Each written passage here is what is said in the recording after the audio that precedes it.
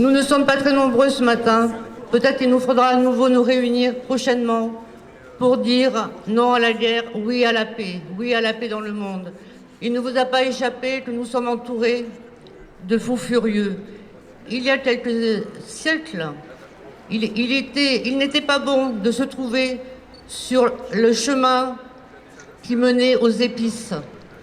Aujourd'hui, pour les peuples qui souffrent, ils ont le malheur de se trouver sur la voie de l'accès au gaz, au pétrole ou à l'uranium.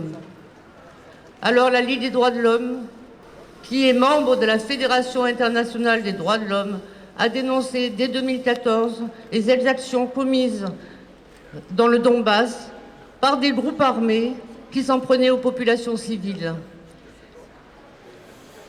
Nous avons décidé et nous avons juré de ne jamais nous taire quand des êtres humains endurent des souffrances et des humiliations, où que ce soit.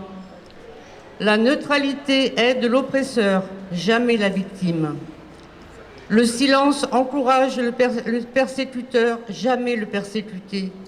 Et dès 2015, les exactions perpétrées par des groupes armés contre les populations civiles dans l'est de l'Ukraine ont été dénoncées.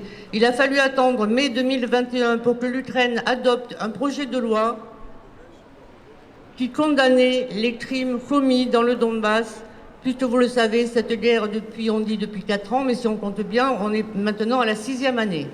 Et les bombardements ont repris, semble-t-il, dans les 2 derniers jours qui nous précèdent.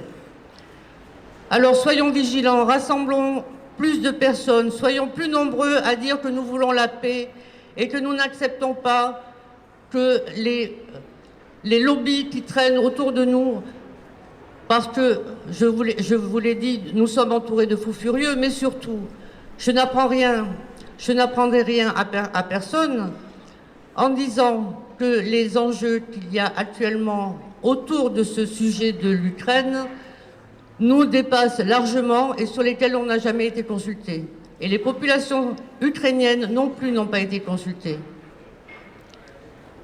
Alors réunissons-nous, essayez de rassembler plus largement. Nous aurons encore certainement tout au long des jours qui viennent à nous prononcer pour la paix dans le monde.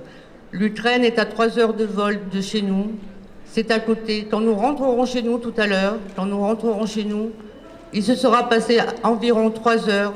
Ça veut dire que nous aurions pu rejoindre Kiev et faire la fête là-bas pour dire ils ont renoncé et ils ont privilégié la paix.